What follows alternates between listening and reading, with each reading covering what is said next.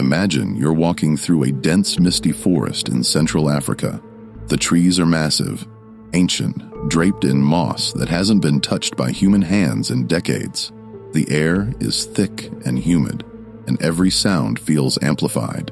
Insects, distant birds, the creak of branches overhead. You're moving slowly, carefully, because you know something is out there. And then, you hear it, a deep, thunderous boom that shakes your chest before you even register the sound. It's not like anything you've heard before. It's not a roar, not a growl.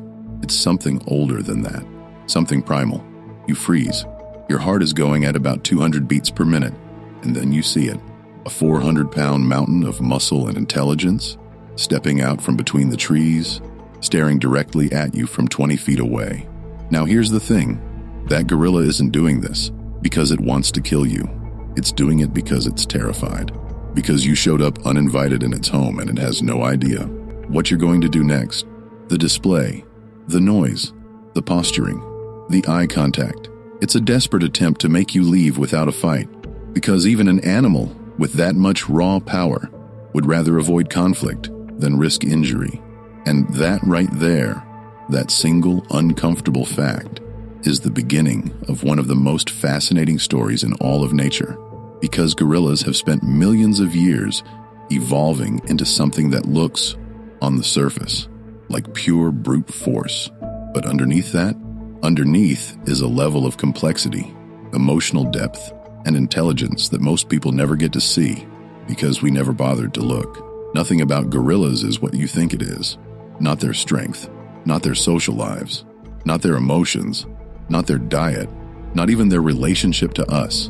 And today, we're going to break all of it down, piece by piece, because the reality of what gorillas actually are is so much stranger, so much more complex, and honestly so much more heartbreaking than anything Hollywood ever showed you. Stay with me. This gets wild. Part 2. The size myth. Let's start with what everyone thinks they know. Gorillas are the biggest, most powerful primates on Earth. And okay, yes, that part is true. But here's where it immediately gets weird. Because the way we talk about gorilla strength and the way gorillas actually use that strength are almost completely disconnected from each other. A fully grown male silverback gorilla can weigh up to 440 pounds, that's 200 kilograms, and can exert a force roughly equivalent to bench pressing a small car. We're talking about an animal that can literally tear a tree out of the ground with its bare hands, that can bend solid iron bars, that can snap bamboo stalks the width of your wrist like they're made of paper. Scientists have estimated their functional strength to be somewhere between 6 and 15 times greater than the average human male, depending on the task being measured. Let me put that in perspective. The strongest recorded human deadlift in history is just over 1,100 pounds. Estimates put a silverback's comparable pulling strength at somewhere around 1,800 pounds. And that's a conservative estimate. But here's the thing nobody tells you. Gorillas almost never use that strength. In fact, the vast majority of silverbacks go their entire lives without ever engaging in serious physical combat with another gorilla. The fights that do occur are typically brief, explosive, and, crucially, usually preceded by such an extended period of posturing and signaling that one party backs down before any real contact is made. All that muscle, all that raw, terrifying power. And most of them spend their days wandering through the forest, eating plants, napping, and playing with their kids. That's right, gorillas are almost entirely herbivores. Their diet consists mainly of leaves, stems, fruit, bark, and occasional insects. The western lowland gorilla has been documented eating up to 40 different plant species in a single day. Mountain gorillas, living at higher altitudes where fruit is scarcer, rely even more heavily on vegetation, stems, roots, and leaves, making up the bulk of their caloric intake. Researchers have documented mountain gorillas spending up to 14 hours a day foraging and eating. 14 hours. That's basically a full-time job, except the job is just eating salad. And yet, and this is the part that genuinely fascinates me, that vegetarian diet is exactly what produces those enormous muscles. Because gorillas have evolved a digestive system of extraordinary efficiency. They ferment plant material in their large intestine, extracting protein, amino acids, and calories from vegetation in quantities that would be impossible for a human digestive system. Their gut bacteria do the heavy lifting, breaking down cellulose and fiber into usable nutrients at a rate that allows them to sustain 400 pounds of lean muscle mass on a diet that would leave a human bodybuilder wasting away. So the next time someone tells you that you absolutely need meat to build muscle, tell them a 400-pound gorilla would like a word. Part 3. The chest beat decoded. Now let's talk about that chest beat, because this is genuinely one of the most misunderstood and underanalyzed behaviors in all of zoology, and the real science behind it is so much more interesting than big gorilla angry. When you see a silverback gorilla rear up onto its legs, cup its hands slightly, and start slamming them against its chest in rapid rhythmic bursts, your brain does something completely automatic. It reads aggression, dominance, threat, and that reading isn't entirely wrong. But calling a chest beat an aggression display is like calling a symphony an example of air vibration. Technically accurate, completely missing the point. Researchers have spent decades analyzing gorilla chest beats in the wild, recording them, measuring them, mapping when they occur, and in response to what stimuli. And what they've found is that the chest beat functions as a remarkably sophisticated communication system, almost a language in its own right. The frequency of the beats, the rhythm, the total duration, the context in which the display occurs, all of these variables carry information. Sometimes the chest beat is indeed a warning to rival males.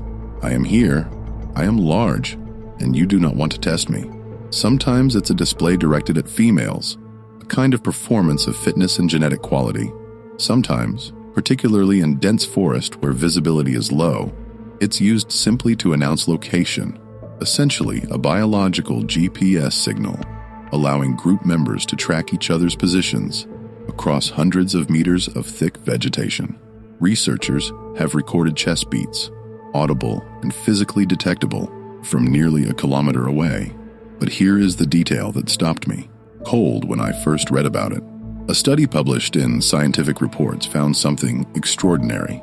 The acoustic properties of a silverback's chest beat, the pitch, the resonance, the specific frequency profile, are directly correlated with the animal's body size. Bigger gorillas produce chest beats with different acoustic signatures than smaller ones, and other gorillas can hear these differences and use them to make accurate assessments of a rival's size and likely fighting ability without ever seeing them, just from the sound alone. Think about what that means. Gorillas have essentially evolved a system for broadcasting their physical stats to everyone within earshot. It's a biological business card, one that says very clearly, here is my approximate size, my approximate strength, my approximate fitness level. Still interested in fighting? Because most of the time, the answer is no.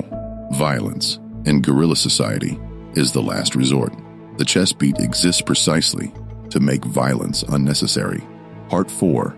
The social structure you never expected. Now let's get into something that most wildlife documentaries spent about 30 seconds on before cutting back to slow-motion footage of silverbacks. The social lives of gorillas are extraordinarily complex, politically sophisticated, deeply emotional, and in many ways so familiar that sitting with it for too long starts to feel genuinely uncomfortable. Gorillas live in stable social groups called troops, typically centered around one or sometimes two dominant silverback males. Group sizes vary considerably, from as few as 5 individuals to documented groups of over 30 members, with varying numbers of adult females, subadult males, juveniles, and infants. And for a very long time, the dominant scientific narrative was simple. The silverback is in charge. The females exist within his sphere of influence, and social structure flows downward from that single point of male authority. Long-term field research, particularly the multi-decade studies conducted by the Dian Fossey Gorilla Fund and associated researchers in the Virunga Mountains, has thoroughly, systematically, and somewhat gleefully demolished that narrative. Female gorillas are not passive participants in their social groups. They are active political agents. They form coalitions and alliances with other females. They have preferred companions. They have rivals. They compete for access to the silverback's attention and protection. And they use social strategies, grooming alliances, preferential associations, strategic positioning to secure better outcomes for themselves and their offspring. And critically, female gorillas choose. They choose which silverback to follow, and they can leave. In documented cases going back decades, individual females have voluntarily transferred from one troop to another, leaving behind established relationships to join a different group with a different dominant male. In several extraordinary recorded instances, multiple females from a single troop coordinated their departure simultaneously, essentially collectively voting out a silverback they had determined to be inadequate, not aggressive enough to protect them, not dominant enough to guarantee their offspring's safety. Whatever their criteria were, they applied them, reached a verdict, and left. There is no polite way to describe what that is other than political agency. And then there is the emotional dimension. The bonds between gorillas, particularly between mothers and their offspring, are among the most powerful social connections observed in any non-human animal. Gorilla mothers are in near constant physical contact with their infants for the first several months of life, carrying them against their bodies, nursing on demand, never letting them out of sight. The weaning process is gradual and extended. Young gorillas may nurse for 3 years or more, and the bond doesn't end at weaning. Subadult gorillas, animals that are essentially gorilla teenagers, have been observed seeking out their mothers for comfort and reassurance years after becoming nutritionally independent. When that bond is severed by death, the consequences are visible and measurable. Researchers have documented gorillas remaining with the body of a deceased group member for extended periods, grooming it, attempting to elicit responses, refusing to leave. Infants who lose their mothers show long-term changes in behavior, increased anxiety, reduced social engagement, impaired development.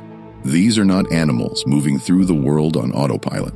These are animals for whom relationships matter, for whom loss is real, and for whom grief, whatever form it takes in a gorilla's mind, is a genuine experience. These animals mourn. Part 5. The intelligence nobody talks about. Here's where things get genuinely uncomfortable, because gorillas are intelligent in ways that don't just impress us. They challenge some of our most fundamental assumptions about what separates human minds from animal minds. You've almost certainly heard of Koko, the western lowland gorilla, who became the subject of one of the longest and most controversial language acquisition studies in scientific history. Beginning in the 1970s, researcher Francine Patterson began teaching Koko, a modified version of American Sign Language. Over decades of work, Koko developed an active signing vocabulary of over 1,000 signs and demonstrated comprehension of approximately 2,000 spoken English words. But the raw numbers aren't what's remarkable. What's remarkable is what Koko did with language. She didn't just learn labels and use them to request things. She combined signs in novel ways to describe objects and concepts she hadn't been specifically taught vocabulary for. She called a mask an eye hat. She called a cigarette lighter a bottle match. She called a ring a finger bracelet. These aren't mistakes. These are creative linguistic constructions, the application of known concepts to new reference in ways that demonstrate genuine symbolic reasoning. And then there's the moment that researchers still debate and discuss decades later. When Koko was asked about death, when researchers used signs to ask her what happens when gorillas die, her responses indicated not just an understanding that death exists, but an understanding that it would happen to her. She signed responses that researchers interpreted as expressing fear, sadness, and a kind of resignation. She understood her own mortality. She knew she would die, whether you accept the full interpretation of Koko's language use or apply more skeptical frameworks. And there are legitimate scientific debates about exactly how much of her signing reflects genuine symbolic thought versus sophisticated conditioning. The baseline fact remains: a gorilla given the tools, can communicate with humans about abstract concepts, including her own death. That is not nothing. That is, in fact, extraordinary. Beyond Coco, wild gorillas demonstrate consistent, documented tool use. They select and use sticks to test water depth before crossing streams. They use rocks and hard surfaces as anvils to crack open hard-shelled foods. They have been observed using large branches as bridges and walking sticks. In 2005, researchers documented wild gorillas in the Republic of Congo using sticks to gauge the depth of swampy pools. The first recorded instance of wild gorillas using tools to interact with their physical environment in a planned, goal-directed way. They plan ahead. They cache food.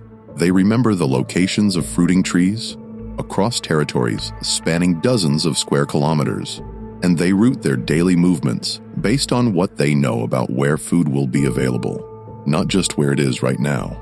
And they play. This one sounds trivial, but it isn't. Adult gorillas engage in play behavior, chasing, wrestling, object manipulation, what can only be described as games. They produce vocalizations during play that researchers have compared to human laughter. Short, breathy, rhythmic exhalations that occur specifically in the context of positive social interaction. Play in adult animals is considered by cognitive researchers to be a strong indicator of advanced mental life because it requires imagination, an understanding of social context, and the ability to clearly signal to another individual that your actions are not aggressive, that this is pretend. It requires theory of mind. It requires you to understand that the other animal has a mental state that needs to be managed. These are not animals on autopilot. These are minds, operating differently from ours. Yes, but minds. Part 6, The Crisis, which is what makes the current situation so genuinely hard to sit with. All four recognized gorilla species, the Western lowland gorilla, the cross-river gorilla, the Eastern lowland gorilla, and the mountain gorilla, are currently listed on the IUCN Red List as either endangered or critically endangered. The cross-river gorilla, found only in a small region on the Nigeria-Cameroon border, has a wild population estimated at fewer than 300 individuals, 300 animals. The entire surviving population of an entire species could fit inside a mid-sized concert venue. The causes are the same causes we keep encountering everywhere we look when we talk about wildlife in the 21st century.